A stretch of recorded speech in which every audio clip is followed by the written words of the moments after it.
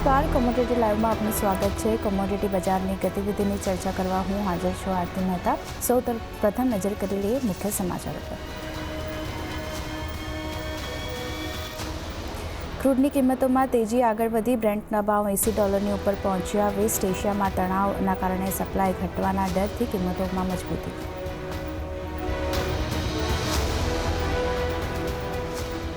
મોંઘવારીને લઈને ફેડના નિવેદન બાદ સોના ચાંદીની કિંમતોમાં પણ ઉછાળો। કોમેક્સ પર સોનું $2440 સ્તરની પાસે, ચાંદીમાં $28 સ્તર પર જોવા મળ્યો કારોબાર। એગ્રી કમોડિટી તરફથી મિશ્ર સંકેતો। મસાલા પેકમાં હળદરમાં 1% તેજી, પણ ગુવાર પેકમાં દબાણ। એરંડા અને કપાસિયા ખોળમાં પણ રહી વેચવાલી। અને ખાદ્ય તેલ પર ફોકસ। વૈશ્વિક ભાવ મજબૂત રહેતા ખાદ્ય તેલની આયાત ટેરિફ વેલ્યુમાં $70 સુધીનો વધારો। પામ તેલની ટેરિફ વેલ્યુમાં $5 થી $13 સુધીનો થયો વધારો। અને ગુડ મોર્નિંગ, સ્વાગત છે આપનું ખાસ કરીને। અને શરૂઆત કોમોડિટી માર્કેટની જે કરન્સી માર્કેટ છે ખાસ કરીને તેની સાથે જ કરીએ તો ડોલર સામે રૂપિયો જે છે શરૂઆતી કારોબારમાં 4 પૈસા મજબૂત થઈને $83.72ની સામે 83.38 પ્રતિ ડોલર પર આપણને 68 પ્રતિ ડોલર પર આપણને ખુલતો જોવા મળતો દેખાયો હતો। અત્યારે જુઓ $83.70ની આસપાસ કામકાજ જે છે તે આપણને રૂપિયો બતાવી રહ્યું છે। અને ડોલર ઇન્ડેક્સની ખાસ કરીને વાત કરી લઈએ 104ના સ્તરની આસપાસ આપણને ફ્લેટ ટુ નેગેટિવ ઝોનમાં કારોબાર થતો દેખાયો છે। ફોકસ રાખવાનું રહેશે ખાસ કરીને USD INRની ચાલ પર। આપણી સાથે નોન એગ્રી કમોડિટી પર ચર્ચા કરવા જોડાયા છે રિલાયન્સ સિક્યુરિટીઝના જીગર ત્રિવેદી। જીગરજી, ગુડ મોર્નિંગ, સ્વાગત છે આપનું ખાસ કરીને। અને કરન્સી માર્કેટથી જે શરૂઆત કરીએ, કઈ રીતે જોઈ રહ્યા છો? જે લેવલ્સ આપણને જોવા મળતા દેખાયા છે, એક રેન્જ બાઉન્ડ કારોબાર રૂપિયામાં જોવા મળ્યો છે ને એક થોડી ઘણી રિકવરી જે છે ફેડરલ રિઝર્વના જે આઉટકમ આવ્યા છે, જે તેમના તરફથી કહેવામાં આવ્યું છે કે અત્યારે તો વ્યાજદરમાં કોઈ ફેરફાર નથી કરવામાં આવ્યો, પણ ખાસ કરીને સપ્ટેમ્બરમાં એક રેટ કટની આશંકા પણ તેમણે વ્યક્ત કરી છે। એને કારણે એક પોઝિટિવ મોમેન્ટમ બનતી દેખાય છે, પણ ક્રૂડનું ફેક્ટર પણ ખાસ કરીને રૂપિયા માટે અફેક્ટિવ રહેતું દેખાયું છે। રેન્જ હવે કઈ નવી રૂપિયા માટે ધ્યાનમાં રાખવાની? ગુડ મોર્નિંગ આરતી। રૂપિયાની જો આપણે ચાલની વાત કરીએ, ઘણા સમયથી 83.65 83.70ની આસપાસ જ ટ્રેડ કરી રહ્યું છે। આરબીઆઈના ફોરેક્સ રિઝર્વ્સ પણ આપણે જોઈ લઈએ તો ઓલ ટાઈમ હાઈ ઉપર છે। પણ જો આપણે ગઈકાલે ક્રૂડની જો ચાલની વાત કરીએ તો ગઈકાલે એમાં શાર્પ રેલી આવી હતી because of the geopolitical tensions in the Middle East. અને મને લાગે છે કે જ્યાં સુધી ડોલર ઇન્ડેક્સના પોઈન્ટ ઓફ વ્યૂથી આપણે વાત કરીએ 104.01 104.05ની આસપાસ ટ્રેડ કરી રહ્યો છે ડોલર ઇન્ડેક્સ, સ્પેશિયલી ફેડના સ્ટેટમેન્ટ્સ પછી। અને હવે આજે સાંજે બેંક ઓફ ઇંગ્લેન્ડની મોનેટરી પોલિસી છે, યુએસના બીજા ઇકોનોમિક ડેટા છે મેજર, ISM મેન્યુફેક્ચરિંગ PMI કે વીકલી જોબલેસ ક્લેમ્સ, આવતીકાલે નોન ફાર્મ પેરોલ નંબર્સ પણ આવશે। સો all this data are going to be very much important for કરન્સીઝ point of view.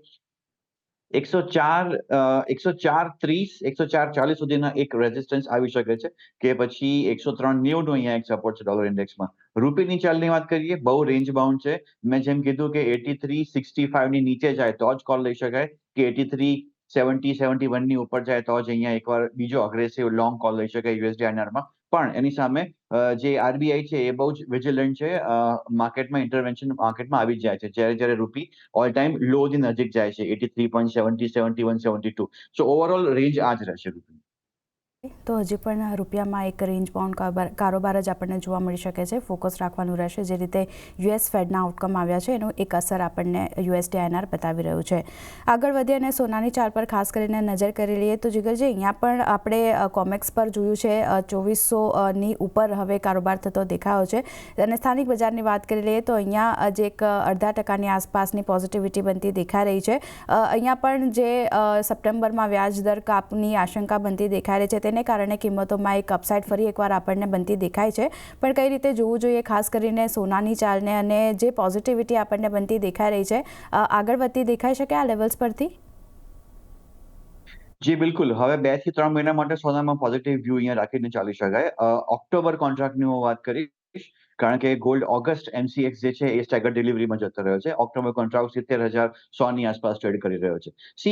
ઇન્ડિયામાં જે budget આવ્યું ત્યારબાદ જે import duty cut, basic import duty cut જે આવ્યા ત્યારબાદ MCX ગોલ્ડમાં એક ડીપ આવી છે 4.5-5-6%ની, ત્યાંથી એક બાઉન્સ આવ્યો છે માર્કેટમાં।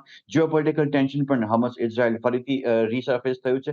સો ઓવરઓલ જીઓપોલિટિકલ ટેન્શનને કારણે સેફ હેવન બાઇન્ડ પણ આવ્યું છે। As per dear gold ETFના holdings જોઈએ તો હવે સ્લોલી એન્ડ ગ્રેજ્યુઅલી એમાં બિલ્ટઅપ બની રહ્યો છે. So that is also positive. ઇન્ડિયામાં જે રીતે પ્રાઇસીસમાં ઘટાડો આવ્યો છે, વી એક્સપેક્ટ કે ahead of the festival season એક ડિમાન્ડ ક્રિએટ થશે માર્કેટમાં, સેન્ટિમેન્ટ પોઝિટિવ રહેશે. ડોલર ઇન્ડેક્સ પણ અત્યારે 104% સ્ટ્રગલ કરી રહ્યો. આઈ ડાઉટ કે ડોલર ઇન્ડેક્સમાં કોઈ ડીપ આવે. ડોલર ઇન્ડેક્સમાં અહીંયા એક રેલીની જ એક્સપેક્ટેશન છે, અરાઉન્ડ 104.25-30 ની આસપાસના લેવલ જોવા મળી શકે. ફ્રોમ ધેટ એંગલ મને લાગે છે ગોલ્ડમાં લોંગ કરીને ચાલી શકાય. ઓલ્ધો આજે અને આવતીકાલે મેજર ઇકોનોમિક ડેટા આવવાના છે, સો સ્ટ્રિક્ટ સ્ટોપ લોસ સાથે કામ કરવું એડવાઇઝેબલ છે. મેં જેમ કીધું કે MCX ગોલ્ડ હું ઓક્ટોબરની વાત કરીશ, બાય અરાઉન્ડ કરંટ લેવલ્સ 70,050, 69,950 નો સ્ટોપ લોસ રાખીને અહીંયા 70,350 કે 70,400 માટે લોંગ કરી શકાય. ઓકે, તો ગોલ્ડ માટે લોંગ કરીને ચાલવાની સલાહ બનતી દેખાઈ રહી છે. ઓક્ટોબર કોન્ટ્રાક્ટમાં તમે ખરીદારી કરીને ચાલી શકો છો. 69,950નો એક સ્ટોપ લોસ ધ્યાનમાં રાખવાનો રહેશે અને ટાર્ગેટની વાત કરી લઈએ 70,350થી લઈને 70,400 સુધીના લેવલ્સ પણ આપણને બનતા દેખાઈ શકે છે. તો ખાસ ફોકસ સોના પર રાખવાનું રહેશે, કારણ કે ઘણા બધા ફેક્ટર જે છે તે અહીંયા પોઝિટિવલી રિએક્શન આપણને જોવા મળી શકે છે સોના માટે. બીજી ચાંદીની પણ વાત કરી લઈએ. અહીંયા પણ જીગરજી એક રેન્જ બાઉન્ડ કારોબાર આપણે જોયો છે. વચ્ચે બેઝ મેટલ્સમાં જે વેચવાલી હતી તેનું એક રિએક્શન આપણને ઓવરઓલ બનતું દેખાયું હતું. આજે જો ઇન્ટરનેશનલ માર્કેટમાં એક નેગેટિવિટી છે, ફ્લેટ ટુ નેગેટિવ ઝોનમાં કારોબાર થઈ રહ્યો છે, પણ સ્થાનિક બજારમાં એક અપસાઇડ આપણને બનતી દેખાય છે. અહીંયા કઈ રીતે વ્યૂ રાખવો જોઈએ, કારણ કે એક અહીંયા પણ સ્થાનિક બજારની ખાસ કરીને વાત કરી લઈએ તો ખાસા એવા ઉપલા સ્તરેથી આપણને ઘટાડો તો આવતો દેખાયો છે. કઈ રીતે વ્યૂ રાખવો સિલ્વર માટે? સો સિલ્વરમાં અત્યારે જે સપોર્ટ કરી રહ્યું છે, એક તો બુલિયન કોમોડિટીઝમાં જે સેન્ટિમેન્ટ પોઝિટિવ છે એ, અને બીજું બેઝ મેટલ્સ. બેઝ મેટલ્સમાં સેન્ટિમેન્ટ પોઝિટિવ કેમ છે? કારણ કે ચાઇનાના મેન્યુફેક્ચરિંગ PMI નંબર્સ ખરાબ આવ્યા છે. સો હવે માર્કેટ સ્પેક્યુલેટ કરે છે કે ચાઇનીઝ ગવર્મેન્ટ તરફથી સ્ટિમ્યુલસ આવે. સો એન્ટાયર બેઝ મેટલ પેક હોય કે પછી સિલ્વર હોય, અંડરટોન થોડો પોઝિટિવ છે. સિલ્વર MCX ઉપર September contract one can go long current levels ઉપર 84,000, 83,750 સ્ટોપ લોસ રાખીને 85,500 માટે અહીંયા, સોરી 84,500 માટે અહીંયા લોંગ કરી શકે. ઓકે, તો સિલ્વરમાં પણ ખરીદારી કરીને ચાલવાની સલાહ બનતી દેખાઈ રહી છે. સપ્ટેમ્બર કોન્ટ્રાક્ટમાં તમે ખરીદારી કરીને ચાલી શકો છો. સ્ટોપ લોસ જે રાખવાનો છે 83,750નો છે, 750નો છે ખાસ કરીને, અને ટાર્ગેટની વાત કરી લઈએ તો 84,500 સુધીના લેવલ્સ તમને ચાંદી બતાવી શકે છે. ફોકસ રાખવાનું રહેશે. સોના ચાંદીમાં ખરીદારીનો વ્યૂ બની રહ્યો છે.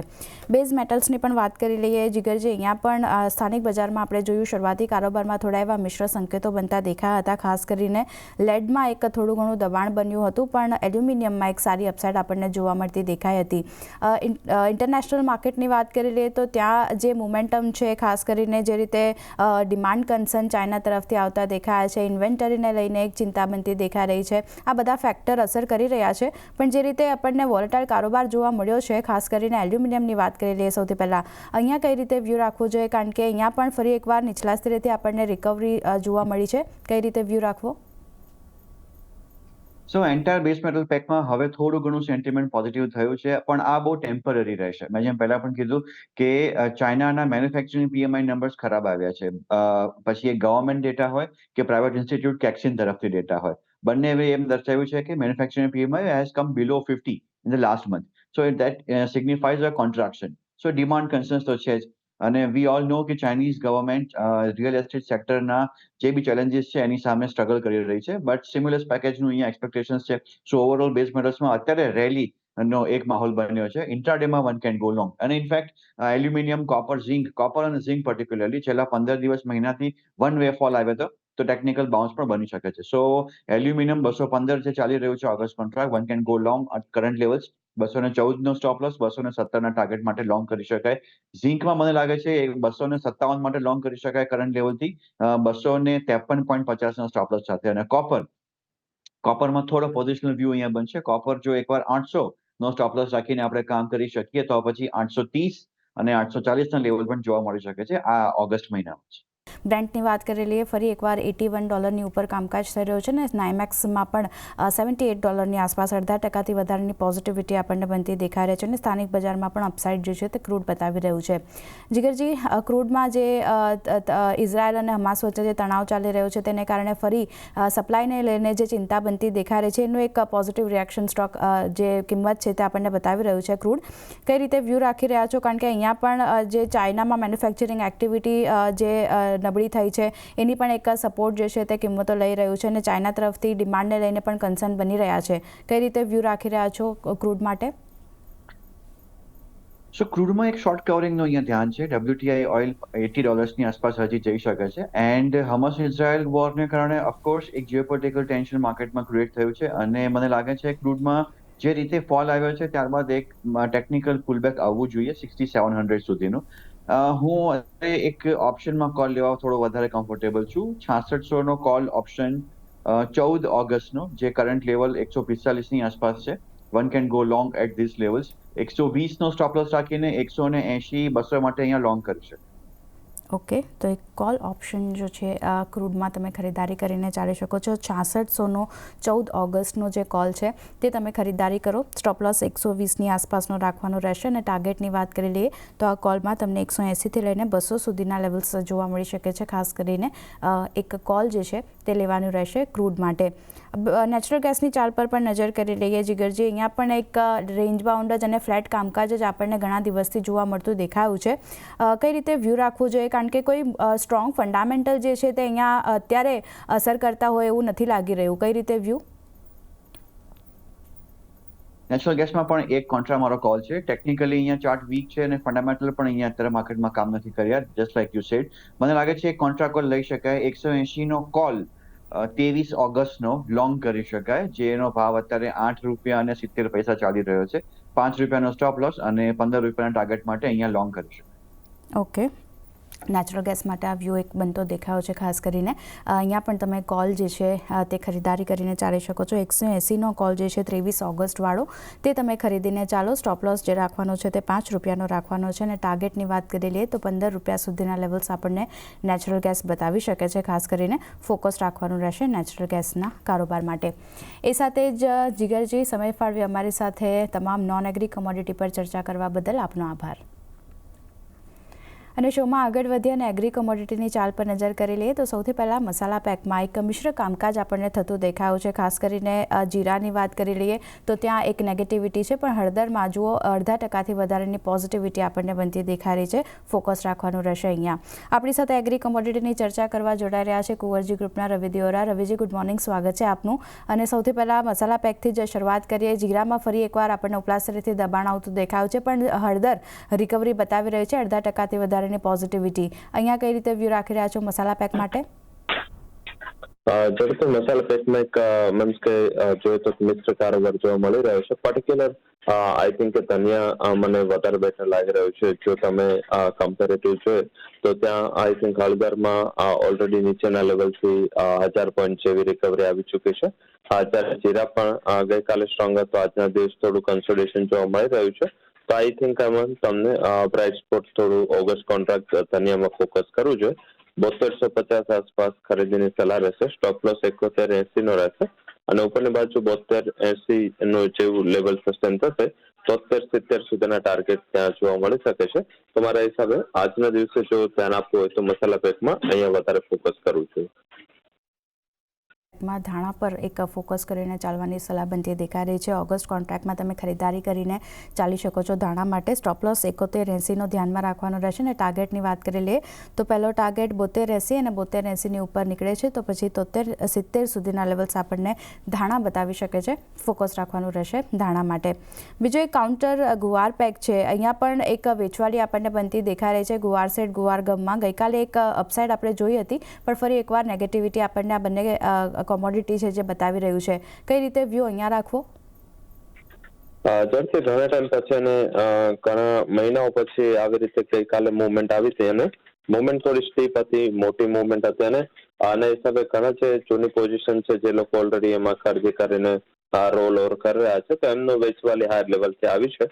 અમારા હિસાબે આજનો દિવસ ઘણો ઇમ્પોર્ટન્ટ રહેશે મોમેન્ટમ માટે અને આજનો દિવસ થોડી ક્લેરિટી પણ આવશે કે મીન્સ કે આગળના 2 થી 3 મહિનાનો ટ્રેડ પણ શું રહેશે. તો ઓવરઓલ લાગી રહ્યું છે કે બહુ મંદી સસ્ટેન ના થવી જોઈએ. આ લેવલ સ્પેસિફિક વાત કરીએ તો આઈ થિંક નીચે 5570 આસપાસ ઓગસ્ટ કોન્ટ્રાક્ટ ગુવાર સીડનો સપોર્ટ સારો છે. જો લેવલ મળે છે ખરીદારી કરીને ચાલવું જોઈએ. સ્ટોપ લોસ 5520 એક રાખવાનો છે. ઉપર 5700 સુધીના ટાર્ગેટ જોવા મળી શકે છે.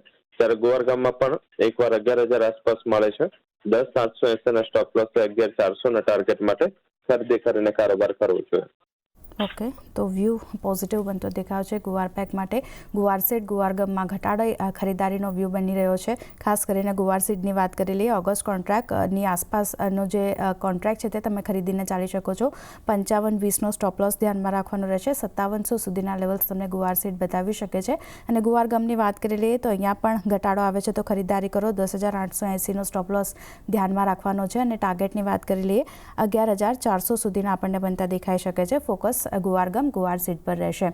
બીજા એક આંકડા જે રીતે આપણને આવતા દેખાયા છે રવિજી, ખાસ કરીને ખરીફ સોઈંગના ગુજરાતમાં ખાસ કરીને વાત કરી લઈએ તો જે ગત વર્ષ હતું એના કરતાં વાવણીના આંકડા જે છે તે આપણને થોડા ઘણા ઓછા આવતા દેખાયા છે, જેમાં મગફળીનું વાવેતર થોડું ઘણું આપણને ઘટતું જોવા મળ્યું છે. પણ કોટનની વાત કરી લઈએ તો ત્યાં એક અપસાઇડ આપણને થોડી ઘણી બત્તી દેખાઈ રહી છે.